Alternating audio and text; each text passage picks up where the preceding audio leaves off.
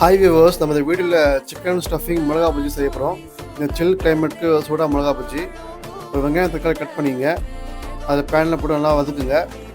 நான் 100 gram chicken வாங்கினுங்க. உங்களுக்கு தேவையானவங்களும் நீங்கள் ஆட் பண்ணிங்க. கரம் மசாலா, மிளகாத்தூள், மஞ்சத்தூள்லாம் சேர்த்து நல்லா வதக்குங்க.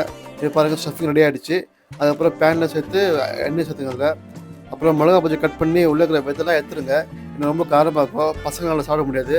நம்ம செஞ்சு வச்ச ஸ்டஃபிங் எடுத்து அதில் ஃபில் பண்ணுங்கள். இது பாருங்கள், ஸ்டஃபிங் ஃபில் பண்ணி இப்போது ரெடி ஆகிடுச்சு.